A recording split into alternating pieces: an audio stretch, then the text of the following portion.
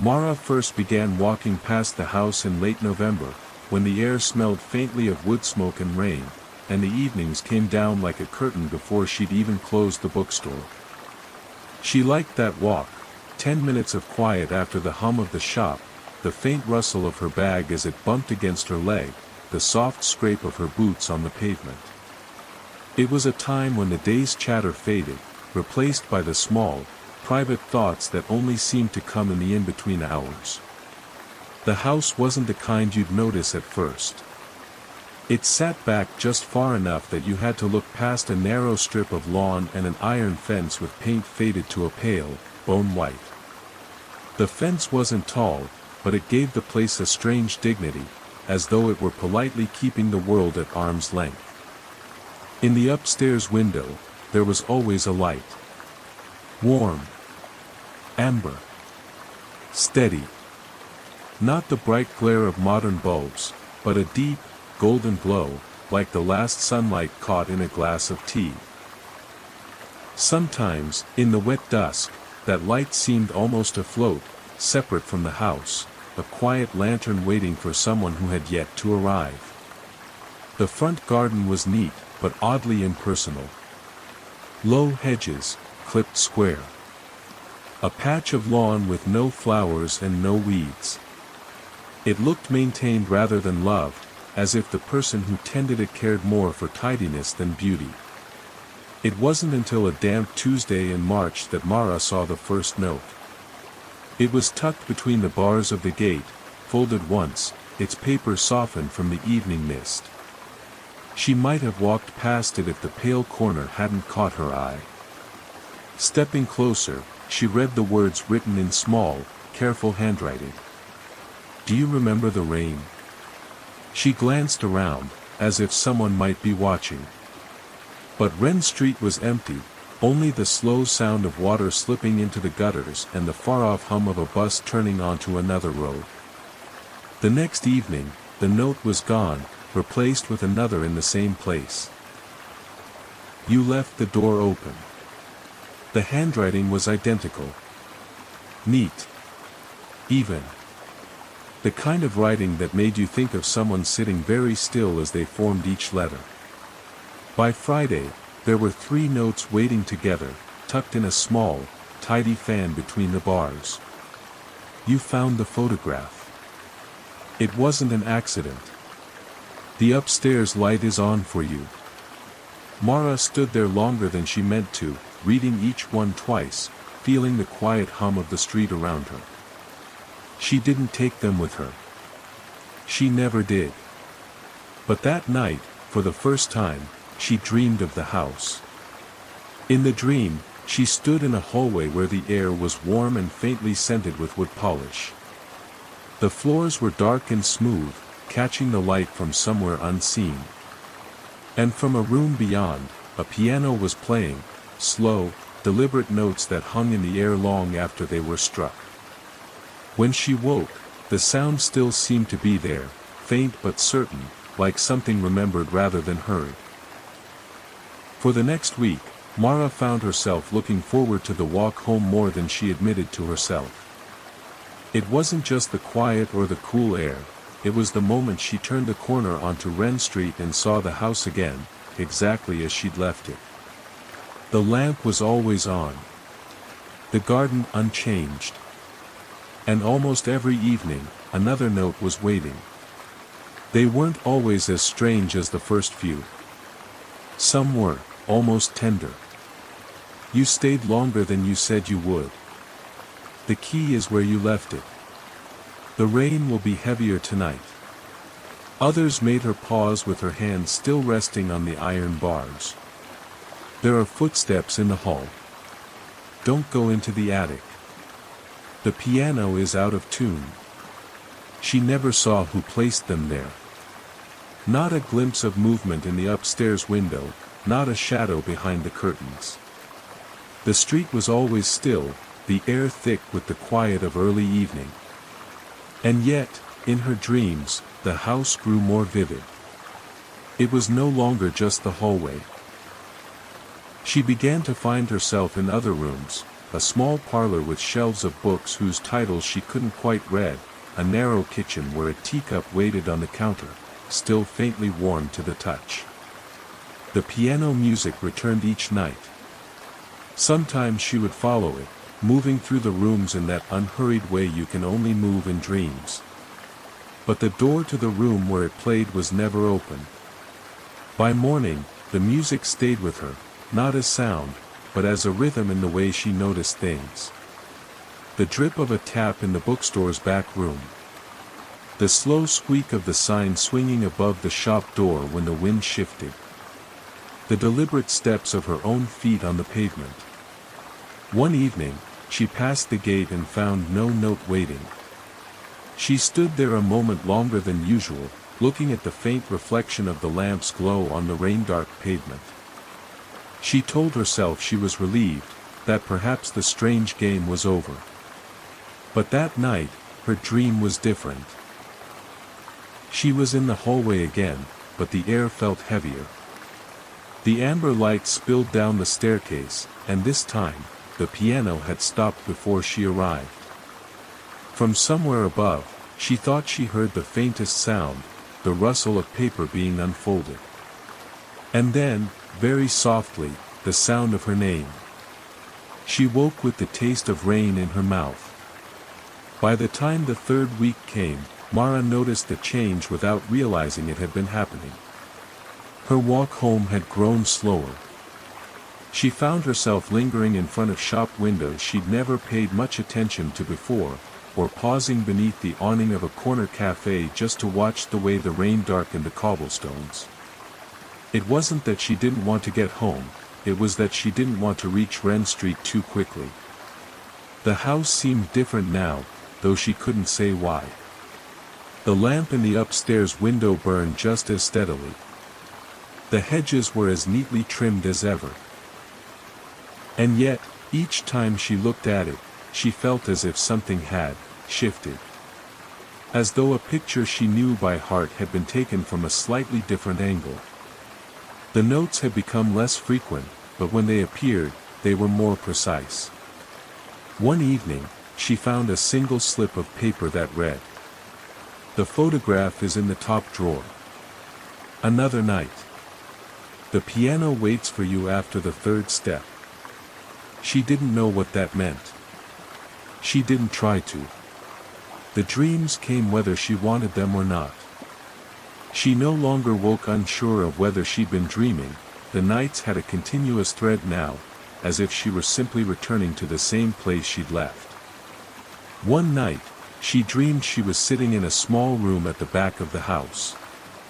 The walls were pale, lined with shelves that held only empty picture frames. The piano music drifted in from somewhere far away, but she could see no doors.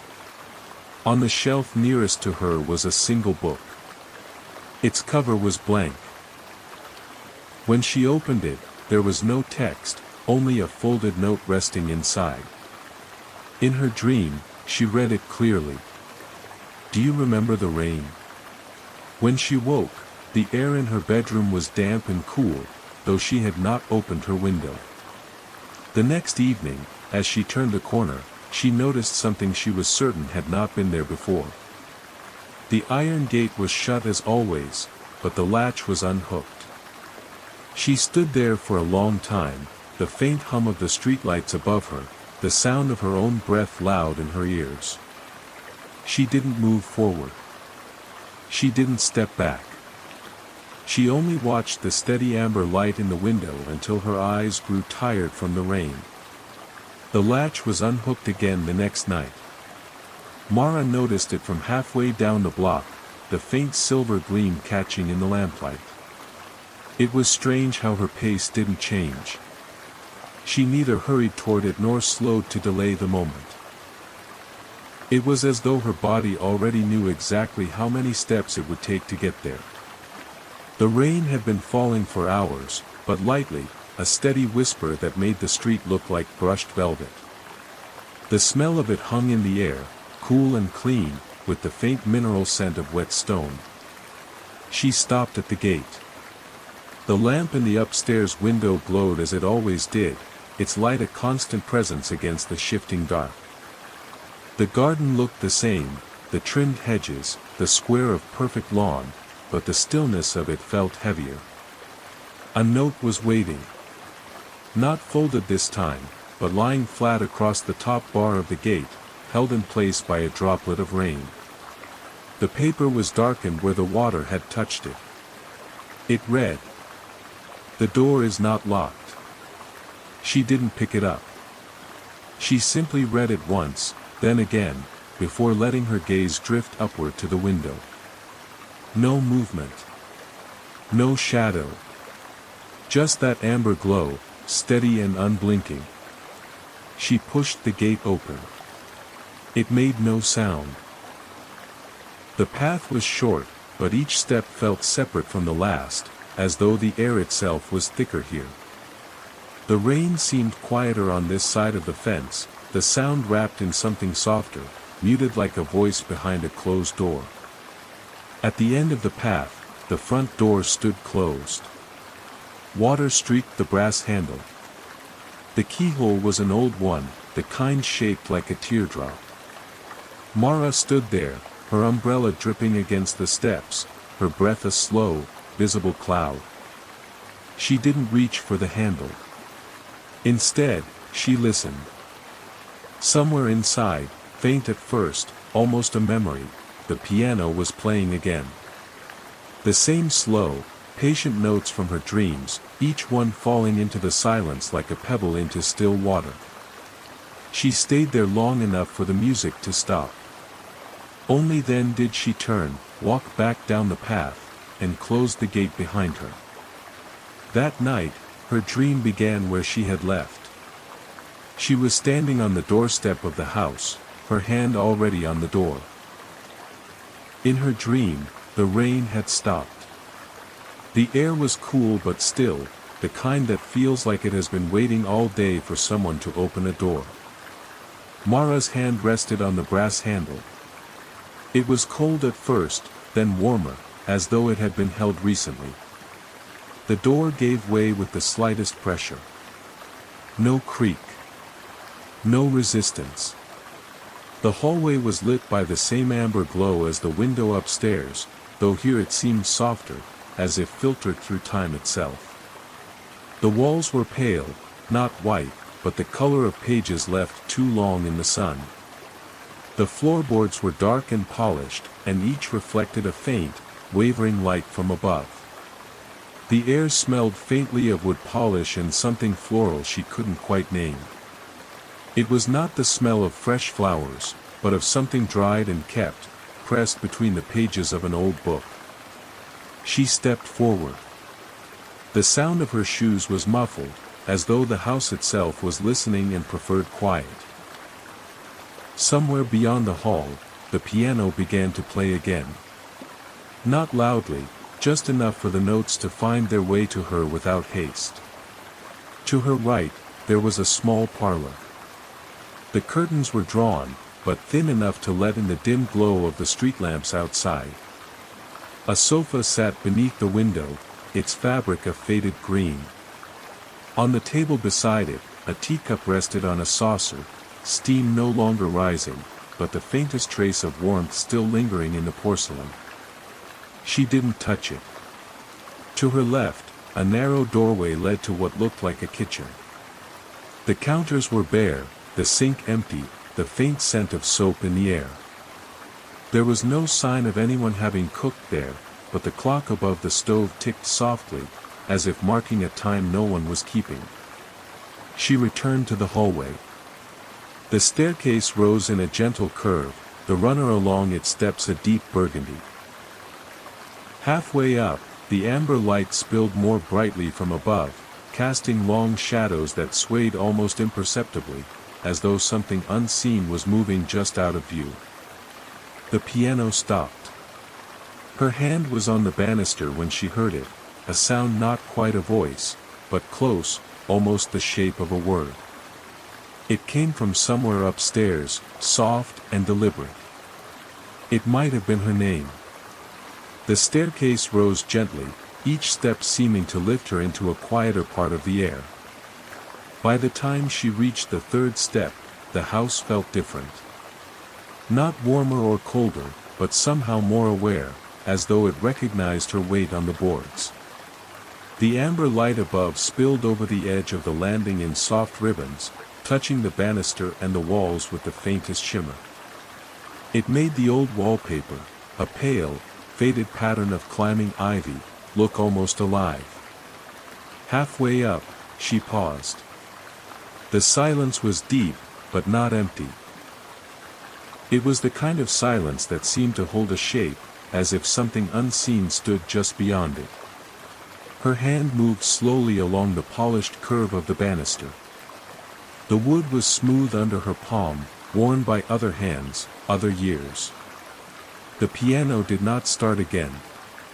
Instead, there was the faintest rustle, not loud enough to be footsteps, but close enough that she imagined someone shifting their weight in the next room.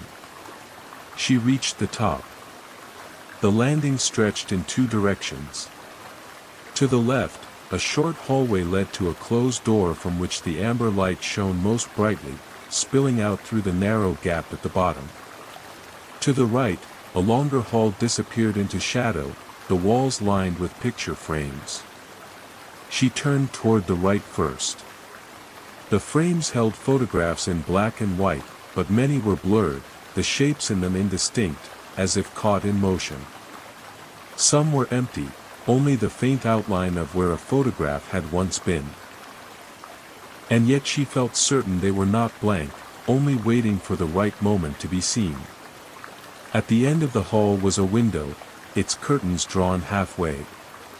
Raindrops still clung to the glass, though outside the air seemed dry now, the street quiet. She returned to the landing, her footsteps almost noiseless on the carpet runner. The door with the light beneath it was just a few steps away now. The glow was warmer here, richer, almost golden orange. She noticed her own shadow stretching along the wall beside her, moving gently as if the light had a pulse.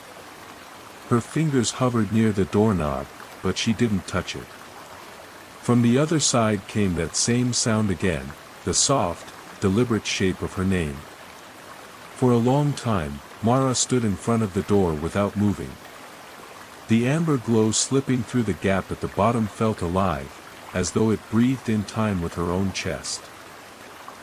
Every so often, it seemed to deepen in color, as if the light source within shifted, turning warmer, then softer again. The air here was warmer too, not stifling, but with the gentle, enclosed warmth of a room where someone has been sitting for hours without leaving.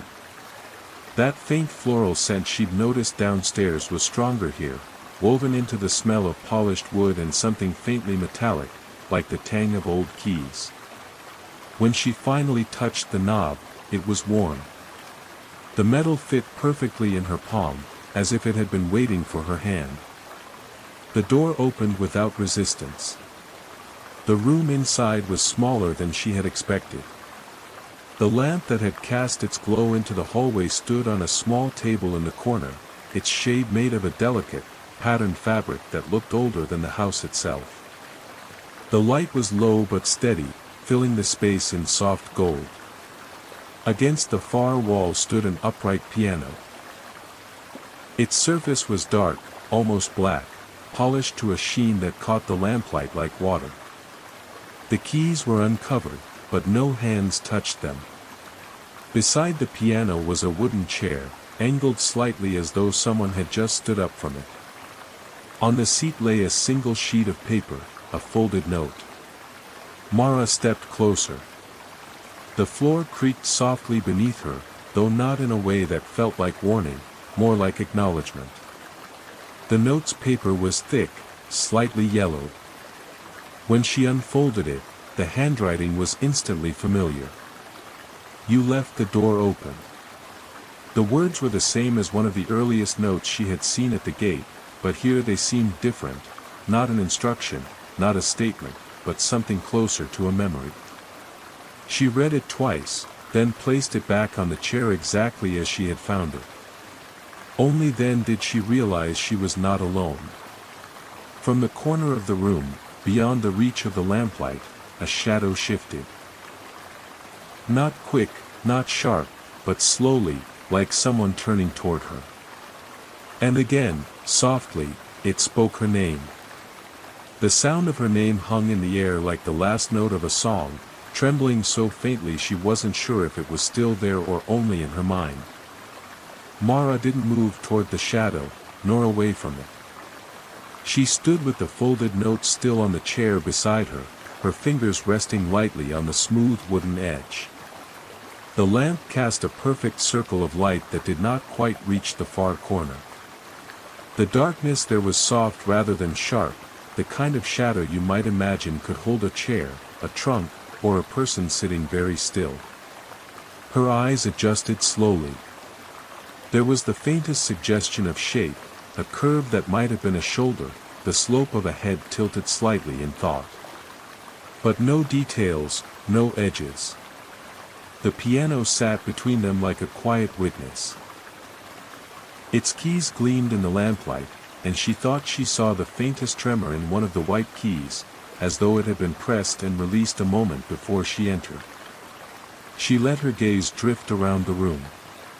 The wallpaper here was patterned with a faded motif of climbing vines, almost identical to the one in the upstairs hallway, but here the color was deeper, richer, as though the walls had been spared the sun. Against one wall was a narrow bookshelf, its contents sparse, only 5 books, each with worn spines. The titles were printed in gold, but the lettering had faded too much to read from where she stood. A small porcelain vase sat at the end of the top shelf. Inside it was a single dried sprig of lavender, so brittle it looked as though it might crumble into dust if she touched it.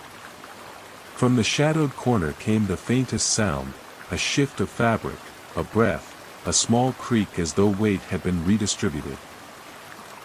Her name came again, softer now, not as if calling her, but as if acknowledging she was already where she belonged. She found herself answering without meaning to, her voice no more than a whisper. Yes. The silence that followed felt satisfied. Not final, not complete, but as though some small part of the house had exhaled. Mara stepped away from the chair, her fingers trailing over the folded note as though reluctant to leave it behind. The lamplight shifted slightly as she moved, her shadow stretching and folding across the floor.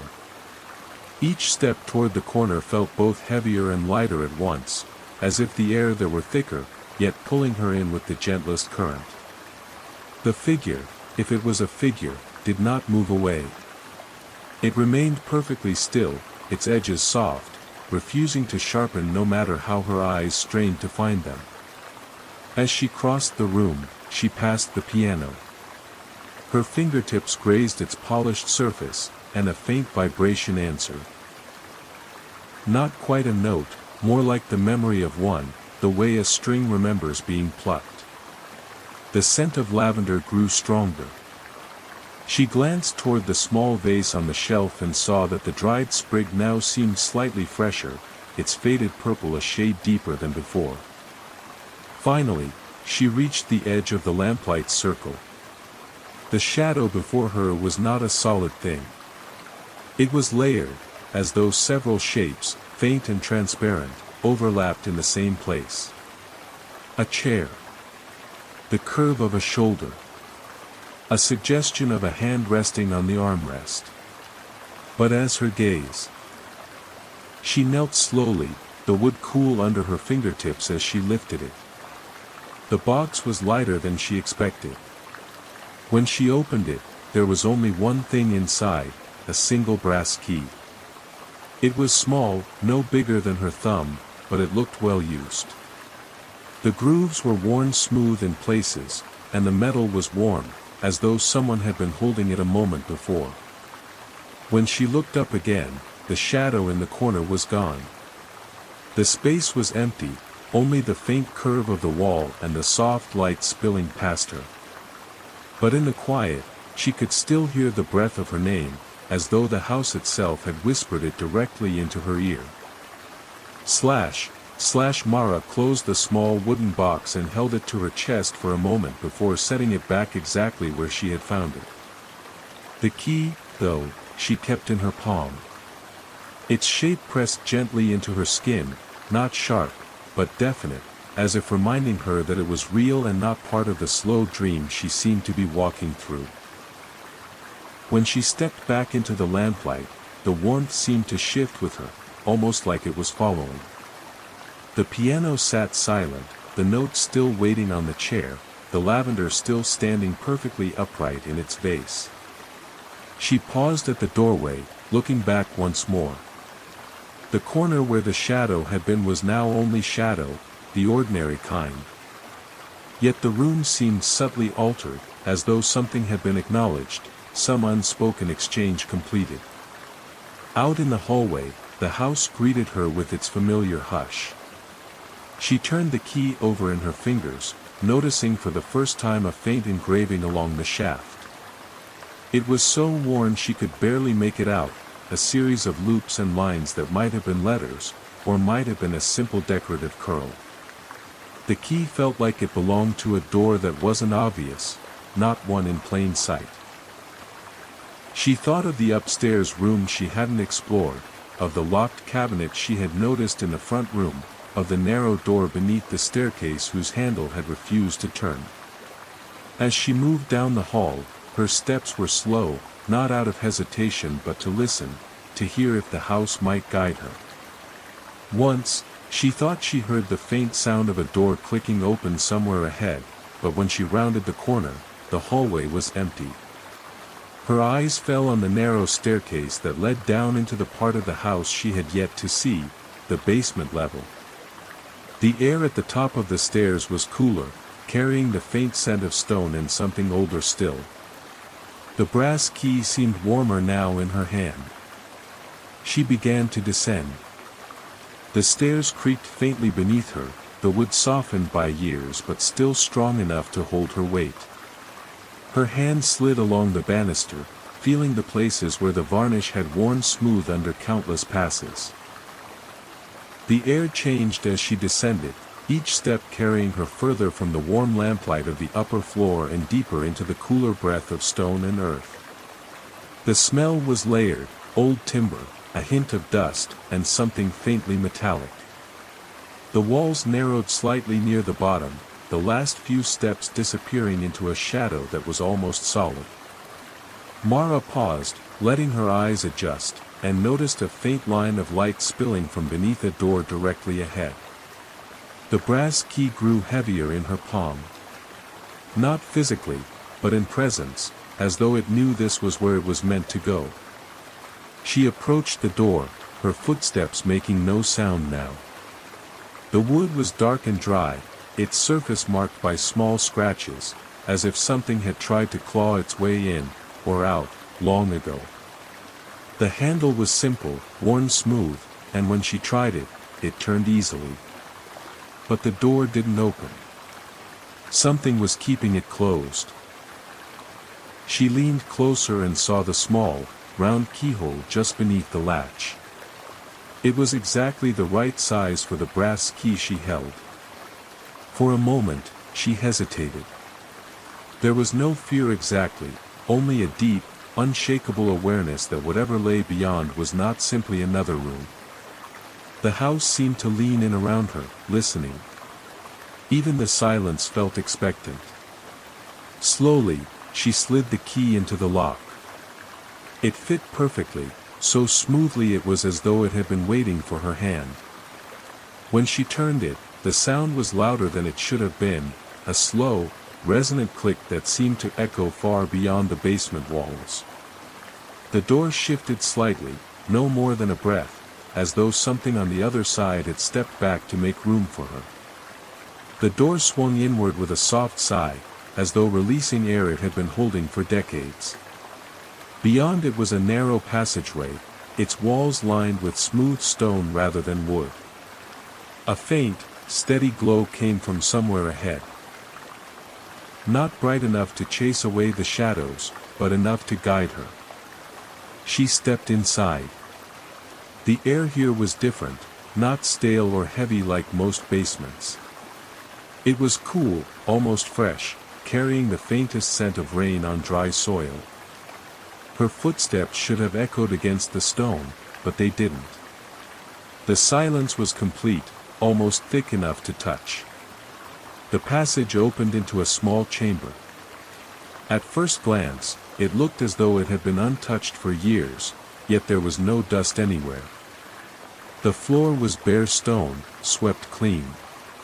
The wooden shelves along the wall were empty but for a single object placed in the center of each one, a glass jar, each containing something different. She stepped closer to inspect them. The first held a cluster of tiny seashells, pale and perfect, as though just washed ashore.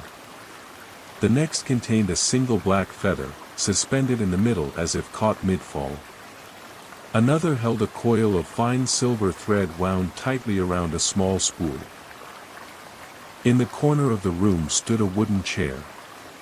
On its seat was a book bound in dark leather. The cover bore no title, only the faint impression of that same climbing vine pattern she had seen on the wallpaper upstairs and the wooden box in the piano room. Mara hesitated before picking it up. The leather was warm beneath her hands. When she opened it, she found that every page was blank. Almost every page. Near the very center of the book, a single sentence had been written in neat, slanting handwriting. "When you remember, the house will answer." She ran her thumb over the ink.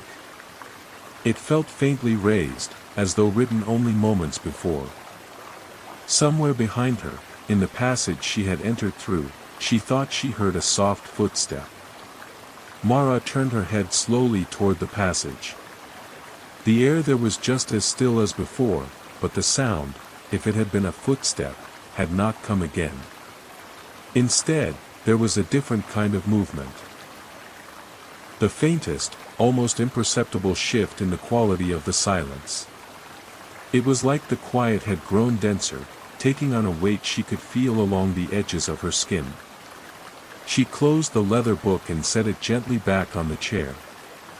The sentence she had read seemed to hum faintly in her mind, "When you remember, the house will answer." Her gaze drifted back to the shelves of jars. Something about them seemed reordered. The jar with the black feather was now on a lower shelf. The seashells had moved closer to the doorway. She hadn't heard anything shift. In the farthest corner of the room, where the dim glow faded into shadow, she noticed what she had not seen before, the outline of another door. It was smaller, no higher than her chest, its wood darker than the rest of the chamber. She stepped toward it slowly, but the moment she reached the halfway point across the room, the faint light above her flickered. And then, so softly it might have been the sound of fabric moving, she heard her name again. Not a whisper this time, something quieter still, like the echo of a thought she had not yet had. Mara froze. Not from fear, but from the strange, absolute certainty that if she opened that smaller door, she would see something from her own life. Something she had not yet remembered. The brass key in her pocket felt warmer now, though she was certain she had already used it.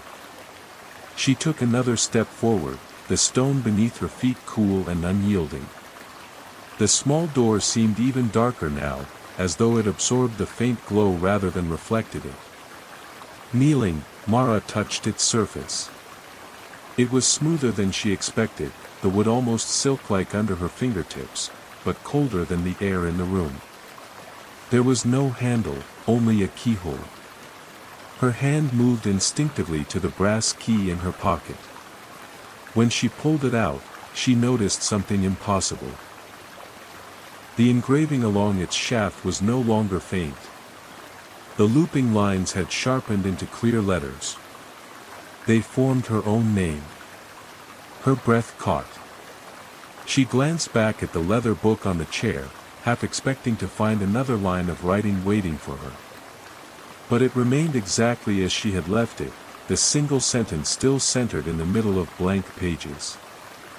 Turning back to the door, she pressed the key into the lock. It slid in without resistance, but she didn't turn it right away. A slow certainty was building in her chest. Whatever lay behind this door was not something the house had been hiding from her. It was something she had been hiding from herself. She turned the key. The lock gave a soft click, and the door eased open no more than an inch. From the darkness beyond, a breath of air slipped out, warmer than the basement's chill, carrying the faint scent of pine and rain-soaked earth. Mara pushed it open the rest of the way. Inside was not another chamber, but what looked like the edge of a forest under twilight. Tall trees swayed in a wind she could not feel in the basement. Somewhere within, she thought she heard the faint trickle of running water. The moment her eyes adjusted to the dim forest light, she saw it, a figure standing just between two trees. Not moving. Not approaching. Only watching. Mara stepped toward the threshold, her hand brushing the frame of the small door. The wood was cool on one side, warm on the other, as if marking the border between two entirely different worlds. She hesitated, not from fear, but from the surreal impossibility of it. She was underground. Yet before her stretched a forest under open sky. The twilight above was deep and heavy, threaded with pale strands of light as though the day had almost, but not entirely, given up. She crossed through. The moment her foot touched the soft forest floor, the scent of pine deepened, mingled with damp moss and the faint sweetness of blooming night flowers. The ground gave slightly beneath her weight, muffling each step. She glanced back. The doorway was still there, but now it was nothing more than an arch of twisted roots. Beyond it, she could still see the chamber with its jars and chair, as though she could step back at any moment. The figure between the two trees had not moved. It stood in partial shadow, but she could tell it was human-shaped, tall, with the faint outline of hair lifting in the unseen wind.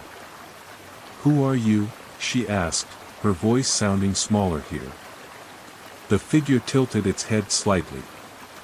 Something about the movement was familiar, though she couldn't place why. Without speaking, it turned and walked deeper into the forest.